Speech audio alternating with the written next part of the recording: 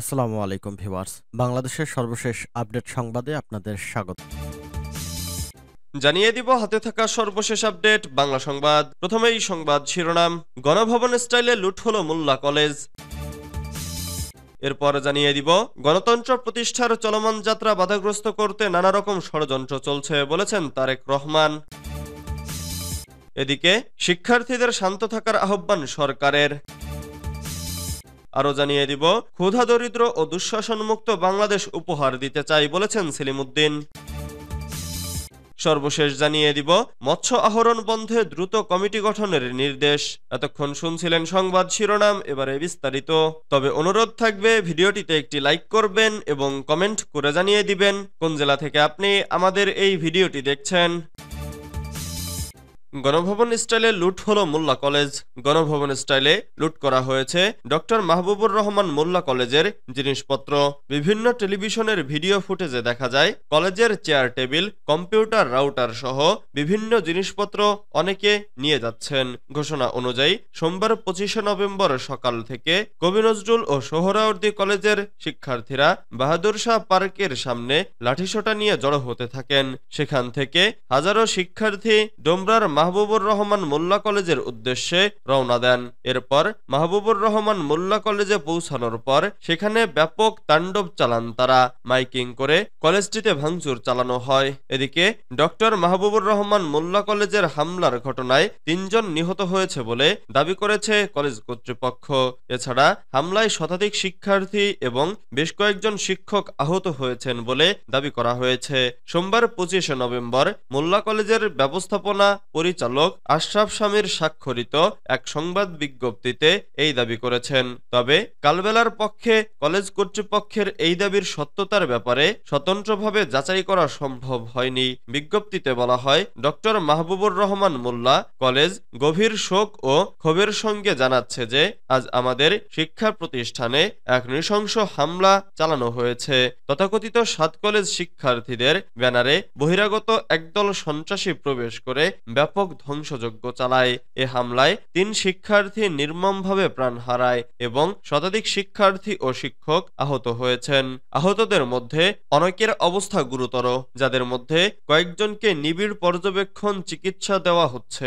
এছাড়া শহীদ সোহরাওয়ার্দী কলেজ এবং national medical কলেজের কিছু ছাত্র, নামধারী ব্যক্তি, নিষিদ্ধ সংগঠন ছাত্রলীগের মদদে শিক্ষা প্রতিষ্ঠান অস্থিতিশীল করার ষড়যন্ত্রে লিপ্ত ছিল। হামলাকারীদের অধিকাংশই শিক্ষার্থী নয়, বরং সন্ত্রাসী কার্যক্রমে লিপ্ত ব্যক্তি। এতে বলা হয়, হামলাকারীরা আমাদের গুরুত্বপূর্ণ নথিপত্র, সম্পদ ও শিক্ষার্থীদের ব্যক্তিগত মালামাল লুট করেছে। এছাড়া কলেজ ভবনের ব্যাপক ক্ষতি সাধন করে তারা অধ্যক্ষের কার্যালয় সহ বিভিন্ন কক্ষ ভাঙচুর করে। কলেজ কর্তৃপক্ষ বারবার প্রশাসনের স্থানীয় ও সর্বোচ্চ পর্যায়ে সহযোগিতার আবেদন করলেও এ পর্যন্ত কোনো পদক্ষেপ নেওয়া হয়নি। গণতন্ত্র প্রতিষ্ঠার চলমান যাত্রা বাধাগ্রস্ত করতে নানা রকম ষড়যন্ত্র চলছে বলেছেন তারেক রহমান। গণতন্ত্রের পক্ষের সব শক্তিকে সতর্ক থাকার আহ্বান জানিয়ে বিএনপির ভারপ্রাপ্ত চেয়ারম্যান তারেক রহমান বলেছেন, আমাদের গণতন্ত্র প্রতিষ্ঠার যে চলমান যাত্রা তা বাধাগ্রস্ত করতে কিন্তু এরই মধ্যে নানা রকম ষড়যন্ত্র শুরু হয়েছে। বিতাড়িত স্বৈরাচার ও তাদের দোসর চক্র মাথাচাড়া দেওয়ার অপচেষ্টা শুরু করেছে। অপশক্তি দেশের ভেতর ও বাইরে থেকে বাংলাদেশ পক্ষের শক্তির মধ্যে ভুল বোঝাবুঝি সৃষ্টির পায়তারায় লিপ্ত হয়েছে। সোমবার 25শে নভেম্বর জাতীয় প্রেসক্লাব চত্বরে ঢাকা সাংবাদিক ইউনিয়নের বার্ষিক সাধারণ সভায় প্রধান অতিথির বক্তব্যে তিনি এসব কথা বলেন। ভারপ্রাপ্ত চেয়ারম্যান বলেন, পালাতক স্বৈরাচার ও তার দোসররা যাতে রাজনীতিতে পুনর্বাসিত না হতে পারে সেজন্য ব্যবস্থা গ্রহণ করাও আমাদের কর্তব্য।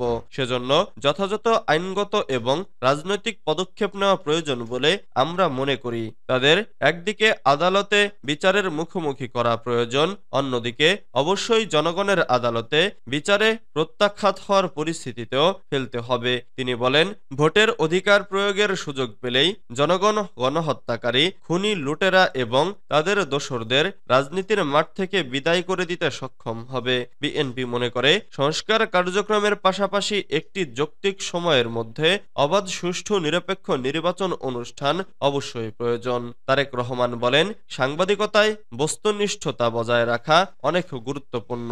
বিগত পলাতক স্বৈরাচারের সময় গণমাধ্যমের অধিকাংশ শাখায় প্রতিটি ক্ষেত্রে বস্তুনিষ্ঠতা প্রায় হারিয়ে গিয়েছিল। লেখক, সাংবাদিক, বুদ্ধিজীবী কিংবা যে কোনো মানুষের মধ্যেই যে কোনো বিষয়ে যে কোনো ইস্যুতে দ্বিমত ভিন্ন মত থাকতেই পারে। এটি গণতান্ত্রিক সংস্কৃতির সৌন্দর্য। ভিন্নমতকে শত্রুতা কিংবা নির্লজ্জ দলাদলিতে পরিণত করলে কি হতে পারে তা গত ১.৫ দশকে জনগণ হাড়ে হাড়ে টের পেয়েছে। শিক্ষার্থীদের শান্ত থাকার আহ্বান সরকারের। সংঘর্ষে না জড়িয়ে শিক্ষার্থীদের শান্ত থাকার আহ্বান জানিয়েছেন প্রধান উপদেষ্টার প্রেস সচিব শফিকুল আলম। একই সঙ্গে এ ধরনের সংঘাতের পেছনে কোনো ধরনের ইন্ধন পাওয়া গেলে তা কঠোর হাতে দমন করা হবে বলেও হুঁশিয়ারি দেন তিনি। সোমবার ২৫শে নভেম্বর রাজধানীতে কয়েকটি কলেজে শিক্ষার্থীদের সংঘর্ষের ঘটনায় এ আহ্বান জানান তিনি। শফিকুল আলম বলেন, সম্প্রতি বেশ কয়েকটি শিক্ষা প্রতিষ্ঠানে যে সংঘাত সংঘর্ষ হয়েছে, সরকার তার প্রতি নজর রাখছে। আমরা ছাত্রছাত্রীদের কোনো ধরনের সংঘর্ষে না জড়িয়ে শান্ত থাকার আহ্বান জানাচ্ছি। ক্ষুধাদারিদ্র ও দুঃশাসন মুক্ত বাংলাদেশ উপহার দিতে চাই বলেছেন সেলিম উদ্দিন। বাংলাদেশ জামাতে ইসলামীর কেন্দ্রীয় নির্বাহী পরিষদ সদস্য ও ঢাকা মহানগর উত্তরের আমির মোহাম্মদ সেলিম উদ্দিন বলেছেন, আমরা গণতান্ত্রিক আদর্শ ও মূল্যবোধ অনুসরণ করে জাতিকে একটি ক্ষুধা দারিদ্র, অপশাসন, দুঃশাসন ও বৈষম্যহীন জনকল্যাণমুখী নতুন বাংলাদেশ উপহার দিতে চাই। রোববার ২৪শে নভেম্বর সন্ধ্যায় রাজধানীর পল্লবীর একটি মিলনায়তনে ঢাকা মহানগর উত্তর জামাতের পল্লবী জোন আয়োজিত ইউনিট প্রতিনিধিদের সম্মেলনে প্রধান অতিথির বক্তব্যে তিনি এসব কথা বলেন। তিনি বলেন, ইউনিটগুলোই সংগঠনের মূল চালিকা শক্তি ও হৃদস্পন্দন। ইউনিট দায়িত্বশীলরাই সংগঠনের প্রকৃত মানদণ্ড হিসেবে বিবেচিত।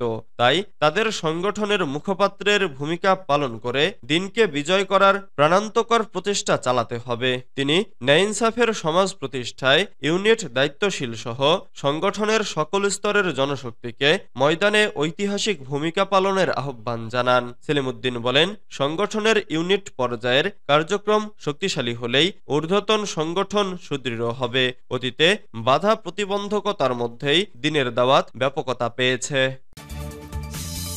মৎস্য আহরণ বন্ধে দ্রুত কমিটি গঠনের নির্দেশ। মৎস্য আহরণ বন্ধে সময় নির্ধারণে মৎস্য অধিদপ্তর, বাংলাদেশ মৎস্য গবেষণা ইনস্টিটিউট, কোস্টগার্ড, নৌপুলিশ, নৌবাহিনী সহ সংশ্লিষ্টদের দ্রুত কমিটি গঠনের নির্দেশ দিয়েছেন মৎস্য ও প্রাণিসম্পদ উপদেষ্টা ফরিদা আক্তার। তিনি বলেন, আমাদের বড় সমস্যা হলো মৎস্য আহরণ বন্ধকালীন ভারতীয় জেলেরা অনুপ্রবেশ করে মাছ ধরেছে।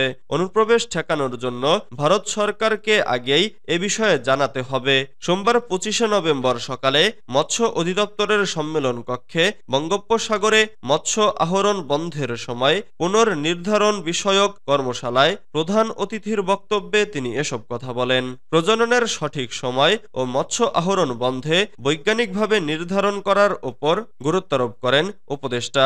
এক্ষেত্রে বাংলাদেশ মৎস্য গবেষণা ইনস্টিটিউটকে আরও গবেষণা করে গবেষণার ফলাফল জনগণকে জানানোর পরামর্শ দেন তিনি।